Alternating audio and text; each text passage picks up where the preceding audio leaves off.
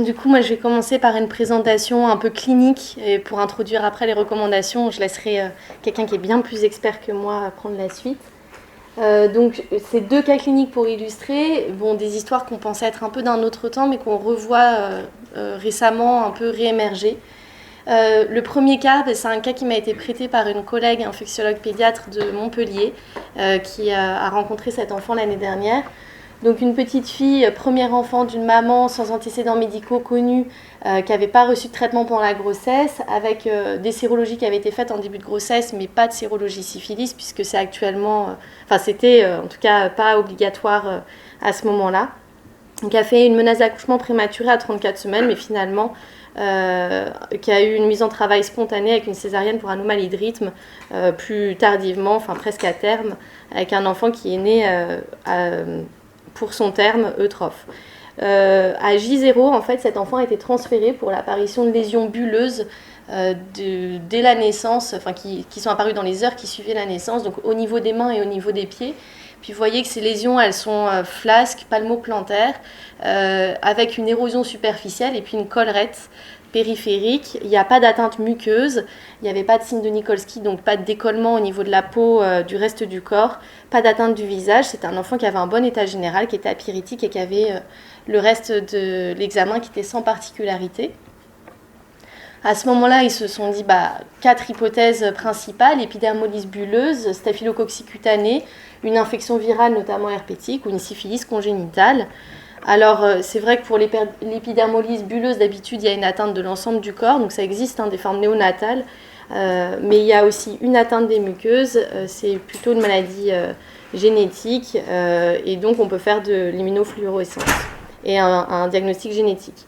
Pour la staphylococcie cutanée, habituellement, ce n'est pas une atteinte qui est uniquement palmoplantaire. Et puis, on va avoir un décollement qui est possible sur toutes les zones du corps avec un Nikolsky qui peut être positif. Pour les infections virales, notamment herpétiques, ce n'était pas l'aspect. D'habitude, c'est plutôt microvésiculeux avec un contexte maternel qui est évocateur, donc notamment une poussée herpétique génitale ou un herpès labial dans les jours qui précédaient. Et donc, c'est là qu'ils sont venus au possible diagnostic de syphilis congénitale. Donc, le diagnostic a été confirmé avec un test tréponémique de l'enfant qui était positif, donc avec le TPHA, et un test non tréponémique VDRL qui était également positif. Le prélèvement de la maman était également positif avec un prélèvement du coup chez l'enfant qui était encore plus marqué. Pour la confirmation du diagnostic, on redétaillera un petit peu après. Les IgM spécifiques étaient également positives et il y avait une PCR syphilis qui a été réalisée sur le placenta, le sang et sur les bulles qui étaient positives. Au niveau du bilan d'extension, cet enfant donc a bénéficié d'une imagerie cérébrale qui retrouvait des lésions ischémo-hémorragiques au niveau des noyaux caudés gauche avec une dilatation du ventricule gauche. Le reste des examens, l'EEG était normal, mais la ponction lombaire réalisée retrouvait également une PCR syphilis positive dans le LCR, un fond d'œil normal et un dépistage neurosensoriel qui était négatif.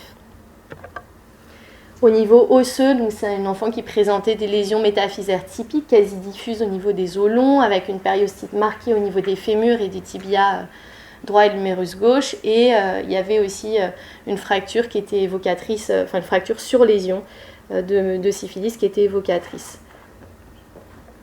Par ailleurs, il n'y avait pas d'atteinte au niveau hématologique, pas d'atteinte au niveau, retrouvée au niveau de l'échographie abdominale, mais avec quand même une cytolyse modérée au niveau du bilan hépatique.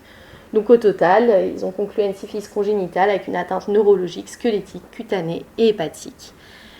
Cet enfant a donc été traité par antibiothérapie IV par pénicilline G et elle a eu une évolution clinique tout à fait favorable avec une disparition des lésions cutanées en à peine 3 jours, une correction de son bilan hépatique, de sa cytolyse très rapide, et sur le suivi sérologique à 3 mois, elle avait négativé ses prélèvements. Et au niveau osseux, elle a eu une excellente évolution puisqu'à 6 mois, il n'y avait plus du tout de lésions au niveau osseuse. Bon, malheureusement, elle a eu une augmentation de son PC, de son périmètre crânien, pendant le suivi. Et en fait, sur les lésions des noyaux gris et l'hydrocéphalie qui était déjà présente initialement, elle a fait une hydrocéphalie majeure et elle a bénéficié d'une ventriculocysternostomie avec une dérivation ventriculo-péritonéale qui a été réalisée. Elle est suivie en neuropédiatrie avec une prise en charge globale au sein d'un centre d'un CAMS avec des EEG réguliers et un dépistage neurosensoriel. Donc quand même une atteinte assez importante pour une enfant qui ne présentait pas de facteurs de risque connus, une maman qui n'avait pas d'autres sérologies qui étaient positives, mais qui n'avait pas pu bénéficier de la sérologie syphilis pendant la grossesse. Le deuxième cas, c'est chez nous, un enfant qui est né sous X avec un statut sérologique maternel également qui n'était pas particulièrement évocateur, donc avec une sérologie des autres IST qui était négative, et donc cette maman s'est fait transférer de Aix pour une menace d'accouchement prématuré. Finalement, elle avait aux examens une syphilis évolutive, et donc elle a bénéficié d'une injection de pénicilline avec injection la veille de la naissance. Malheureusement, malgré la tocolyse, il y a eu un accouchement avec un échappement à 29 semaines et 1 jour. Cette enfant, à la naissance, elle présentait d'emblée une hépatosplénomégalie majeure avec des ecchymoses diffuses qu'on fait évoquer du coup à une perturbation du bilan de coagulation. Effectivement, elle avait un TP à 11 avec un effondrement du facteur 7 à 6%, une anémie à 11,4 et une thrombopénie à 47. Le diagnostic de syphilis congénitale a été confirmé avec des sérologies qui étaient positives en tests tréponémiques et non tréponémiques et qui étaient les mêmes que chez la maman. Donc, pour affirmer la positivité, du coup, c'est le docteur Boski qui m'a transmis ces images. Donc en fait, c'est les bandelettes initiales qui ont été faites et fin septembre, donc après 3 mois de vie. Et en fait, on voit bien qu'il y avait des bandes positives pour les IgM. Et alors après, excusez-moi, je n'ai pas de... Voilà, donc on a le témoin négatif qui est en 1, qui est effectivement bien négatif, avec des bandes qui ne sont pas positives. Et puis ensuite, on a en 2 la maman. Et puis exactement en regard, on a les mêmes bandes chez l'enfant, en 3 ici, qui sont exactement les mêmes que chez la maman.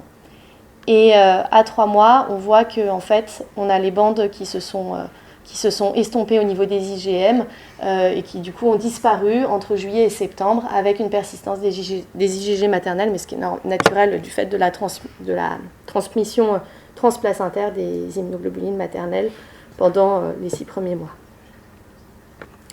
Donc cette enfant, elle avait donc une syphilis congénitale sévère avec une hépatosplénomégalie, des troubles de la coagulation, une thrombopénie, un ictère. Pour le coup, sur le plan neurologique, fond d'œil normal et IRM cérébral normal.